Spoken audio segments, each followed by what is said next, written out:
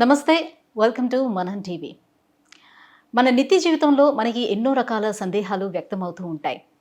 అవి మనం చేసేటువంటి పనుల్లో కానివ్వండి, లేదంటే ఆధ్యాత్మిక పరమైనటువంటివి కానివ్వండి. అవి మనం తెలుసుకుంటేనే మనకి ఎంతో మనసుకి హాయినిస్తాయి.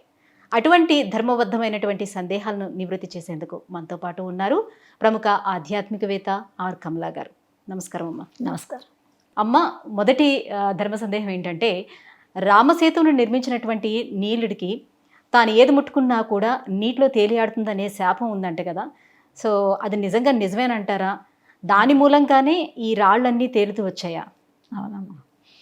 కొంతమంది ఋషులు వరాలు ఇస్తుంటారు, మునులు ఋషులు. కానీ కొంతమంది శాపాలు కూడా ఇస్తుంటారు. ఆ శాపాలు వాళ్ళకు వరం అవుతుంటాయి ఒక్కొక్కసారి.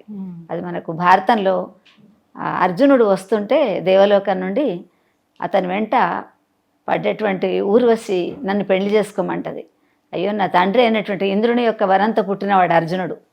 నా తండ్రికి నువ్వు ఉంపుడు కత్తిలాగా లేకుంటే భార్యలాగా ఉన్నటువంటి దానం, నువ్వు నాకు తల్లితో సమానం, నేను నిన్ను చేసుకోవడం ఏంటి అని ఇతని అందానికి పరవశమై ఆమె అడుగుతుంది. కానీ అతను అంటాడు, నేను చేసుకోవడానికి వీల్లేదు, నాతో ఉండడానికి నువ్వు వీల్లేదు అని చెప్పేసి అంటే ఆమె కోపంతో ఇతనికి నువ్వు బృహన్నల్లాగా అయిపోమని చెప్పేసి శాపం ఇస్తుంది. అతను అంటాడు, అమ్మ శాపం ఇచ్చావు, ఈ శాపం నేను ఎప్పుడు కావాలనుకుంటే అప్పుడు 1 సంవత్సర కాలం నాకు ఉండేటట్టు చూడమని చెప్తాడు. అంటే అది ఎప్పుడు అతనికి ఉపయోగపడుతుంది అంటే, అజ్ఞాతవాసంలో ఉన్నటువంటి సమయంలో, అక్కడ నర్తనశాలలో ఉత్తరకు నాట్యం చెప్తున్నటువంటి సమయంలో బృహన్నల్లాగా ఉండిపోతాడు. అందుకని అతన్ని ఎవరు కూడా గుర్తించరు. గుర్తిస్తే మళ్ళీ 12 ఏళ్ళు అరణ్యవాసం వెళ్ళాలి, 1 సంవత్సరం అజ్ఞాతవాసం వెళ్ళాలి. అందుకని ఇట్లా అక్కడ ఊర్వశి ఇచ్చినటువంటి శాపం అర్జునుడికి బృహన్నల్లాగా అయిపోవడానికి ఎట్లా ఉపయోగపడిందో, ఇక్కడ కూడా ఈ వానరులలో నలుడు నీలుడు అని చెప్పేసి అన్నదమ్ములు, వీళ్ళు అగ్ని దేవుని యొక్క వరంతో పుట్టినటువంటి వాళ్ళు. అందుకని వీళ్ళు ఏం చేస్తారంటే కోతి చేష్టలు అంటారు. మామూలుగానే పిల్లలు అనేటువంటి వాళ్ళే ఎవరిదన్నా ఏదైనా పెద్ద మనుషులవో వాళ్ళవో సామాన్లు పెట్టుకుంటే తీయడం, తీసి పెట్టడం, పడేయడం అట్లాంటివి చేస్తుంటారు. అందులో వీళ్ళు అసలు వానరులు కాబట్టి మునులు ఋషులు సమిధలు అవి తెచ్చుకోవడానికి లేకపోతే స్నానం చేయడానికి వెళ్ళినటువంటి సమయంలో వాళ్ళ యొక్క కమండలాలు కానీ లేకుంటే ఆసనాలు కానీ వాళ్ళు పెట్టుకున్నటువంటి మడిబట్టలు కానీ అవన్నీ తీసి అక్కడ ఉన్నటువంటి నీళ్ళల్లో పడేస్తూ ఉంటారు. పడేస్తుంటే మునులు ఋషులు వచ్చేసి పాపం వాళ్ళేమో తపస్సు చేసుకుందామని వస్తారు, అన్నీ సిద్ధం చేసుకొని పోతారు. పోయేసరికి వీళ్ళన్నీ తీసి నీళ్ళల్లో పడేస్తారు. పడేస్తే మళ్ళీ వెతుక్కోవాలి, మళ్ళీ చేసుకోవాలంటే కష్టం వాళ్ళకు. అందుకని అప్పుడు వాళ్ళు మా కమండలం కానీ మా జింకాసనం కానీ మా ఆసనాలు కానీ తేలాలి అని చెప్పేసి అంటే నీళ్ళల్లో వీళ్ళు ఏది పడేసా కూడా వాళ్ళ యొక్క తపశ్శక్తితో ఆ మునులు ఋషులు వీళ్ళకు శపిస్తారు, వీళ్ళు ఏది నీళ్ళల్లో వేస్తే అది తేలాలి అని చెప్పేసి. దానివలన ఆ చిన్నప్పుడు ఇచ్చినటువంటి శాపం వీళ్ళకు ఉంటుంది. అప్పుడు సీతాన్వేషణకు సుగ్రీవుడు వెళ్ళమని చెప్పేసి చెప్పినటువంటి సమయంలో హనుమంతుడు తర్వాత నీలుడు ఇద్దరు సముద్రాన్ని లంఘిస్తారు రావణుని దగ్గరికి యుద్ధానికి. తర్వాత నీలుడు అనుకుంటాడు, మరి ఒకవేళ మేమిద్దరం వెళితే యుద్ధం చేయలేము, మిగతా వానరులందరూ వచ్చారు, వీళ్ళందరూ ఎట్లా రావాలి అని చెప్పేసి అనుకొని అతను వెళ్ళి ఆ రాళ్లను పెద్ద పెద్ద బండరాళ్ళు ఏదైతే ఇస్తారో ఇతను ముట్టి వాటిని తాకిన తర్వాత నీళ్ళల్లో వేస్తుంటాడు. వాటి మీద శ్రీరామ అని రాసి వాటిని వేస్తుంటారు. అంటే ఇతను ఎంత బలవంతుడు అంటే ప్రహస్తుడు, కుంభకర్ణుడు మొదలైన వాళ్ళను కూడా పెద్ద పెద్ద బండలు పెట్టి చంపినటువంటి వాడు అనమాట. బండలు పడేస్తుంటాడు వాళ్ళ మీద. ప్రహస్తుడిని చంపిన తర్వాత రావణాసురుడికి బాగా కోపం వచ్చేసి ఇతన్ని బాణంతో చంపాలి అని చెప్పేసి అనుకున్న సమయంలో రాముడు అది గమనించి వెంటనే రామబాణం వేసి రావణుడిని చంపుతాడు. అంటే ఇట్లాంటి శక్తి ఉన్నటువంటి వీడిని మనం చంపేసుకుంటే మరి వెళ్ళేటప్పుడు కూడా ఏదైనా అవసరం వస్తుందేమో, పోయేటప్పుడు వంతెన వేశారు రాళ్లతో. అందుకని చెప్పేసి నీలుడిని కాపాడాలి అని చెప్పేసి రాముడు తన భక్తుడైనటువంటి వాడిని కాపాడాలని చెప్పేసి ఆ రావణుని యొక్క బాణం ఇతని మీద పడకుండా అతని మీద ఆగ్నేయాస్త్రం కూడా వేస్తాడు రావణుడు. కానీ అగ్నిదేవుడి యొక్క వరంతో పుట్టినవాడు కాబట్టి ఆగ్నేయాస్త్రం కూడా అతని మీద పనిచేయదు. చేయకపోతే అప్పుడు బాణాన్ని సంధిస్తాడేమో అని చెప్పేసి రాముడే వెంటనే రావణుని చంపుతాడనమాట. అంటే కుంభకర్ణుని ప్రహస్తుడిని కూడా తన బండరాళ్ళు వేసి చంపేంత శక్తి ఉన్నటువంటి వాడు ఈ నీలుడు.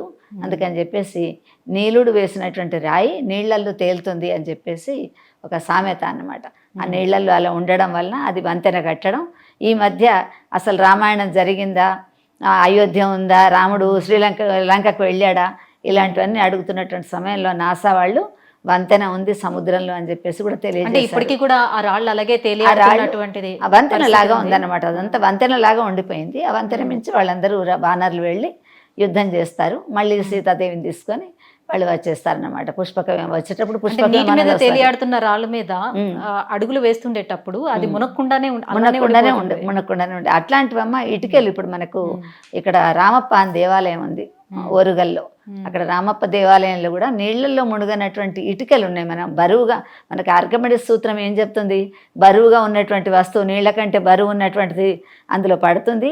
ఒకవేళ ఆకులు చెట్లవి రాలి నీళ్ల మీద పడ్డాయనుకో, సరస్సులో చెరువులో పడుతుంది, ఏమవుతుంది? కొంచెం బరువు ఉంటే అది మునుగుతుంది. సాంద్రత సరిగ్గా ఉన్నటువంటిది అయితే, పూర్తి చెక్కబెండు లాంటిది అయితే తేలుతుంది అని చెప్పేసి మనకు చెప్తుంటారు. అలాంటి భౌతిక శాస్త్రంలో ఉన్నటువంటి విషయం మనకి ఏదున్నదో దాన్ని వమ్ము చేస్తూ ఇటుక పిల్ల వేస్తే నీళ్లలో రాయి కానీ ఇటుక కానీ వేస్తే మునిగిపోవాలి. కానీ ఈ రోజుకు కూడా అక్కడ ఉన్నటువంటి ఇటుకలతో ఏదైతే కట్టారో మన వాళ్ళు, ఆ ఇటుకలు నీళ్ళల్లో వేస్తే మునుగనటువంటి ఇటుకలు మనకి ఇక్కడ ఉన్నాయి. చాలామంది చూడడానికి వెళ్ళినటువంటి వాళ్ళు అక్కడ నుండి అక్కడ ఉన్న ఇటుక బుక్కలు ఏరుకొని వస్తుంటారు. ఈ పర్యాటకులు వెళుతుంటారు కదా రామప్పకు. అందుకని చెప్పేసి ఈ రోజుల్లో ఇక్కడ ఉన్నది అంటే మరి కొన్ని వేల సంవత్సరాల కిందట కట్టినటువంటి ఆ రామ సేతువు మీద నీలుడు వేసినటువంటి ఆ బండలు ఆ మునిగిపోకుండా ఉండడం అనేటువంటిది. మునిగింది అనుకోండి మళ్ళీ వాళ్ళకి సముద్రంలో వెళ్ళడం కష్టం అవుతుంది. అదొక వంతెనలాగా తయారు చేయడానికి నీలుడు సహకరించాడు. అంటే దీనికి ఏవైతే కోతులు కూడా ఉన్నాయో, కోతులు కూడా సహకరించాయి అందులో రాళ్ళు వేయటానికి. కోతులు ఏ రకంగా అంత రాళ్ళను మోయగలిగేవి అనే డౌట్ కూడా అందరికీ. రాముడి యొక్క దయతో వాళ్ళు ఏదైనా రాముడే వెళ్ళొచ్చు కదా డైరెక్ట్గా. అసలు వానర్లు ఎందుకు? ఈ రోజుల్లో ఉన్నటువంటి వాళ్ళు చాలా క్వశ్చన్స్ అడుగుతుంటారు. ఈ ప్రశ్నలు వస్తుంటాయి కూడా. రాముడు మహిమాన్వితుడైనటువంటి వాడు, అన్నీ తెలుసు. కానీ భగవంతుడు మనకు అవతారంగా ఎత్తినటువంటి సమయంలో భూమి మీదకి వచ్చినప్పుడు లీలామానుష విగ్రహుడిలాగా, తర్వాత మాయామానుష్య విగ్రహంలాగా వస్తాడు. రాముడు ఏ విధమైనటువంటి లీలలు చూపెట్టాడు. కృష్ణుడు పుట్టినప్పటి నుంచి పూతనని చంపినప్పటి నుంచి లీలలు చూపిస్తూ ఉంటాడు. కానీ రాముడు నువ్వు ఎవరు అని చెప్పేసి మునులు ఋషులు అడవుల్లో వెళుతున్నటువంటి సమయంలో అడిగితే నేను దశరథ నందనుణ్ణి అని చెప్తాడే తప్ప నేను మరి విశ్వ సంభూతుడను, తన మాయలు తనవేవి చూపెట్టలేదు. సామాన్య మానవుడు భార్య ఇంట్లో కనిపించకుంటే ఎట్లా దుఃఖిస్తాడో రాముడు కూడా మానవుడిలాగానే దుఃఖించాడు. అందుకే రాముడిలాగా మనం కావాలి అని చెప్పేసి అనుకుంటే, ఈరోజు మనం అనుకుంటే ఆ రామో విగ్రహాన్ ధర్మ అంటారు. ధర్మాన్ని మనం ఆచరించేటువంటిది.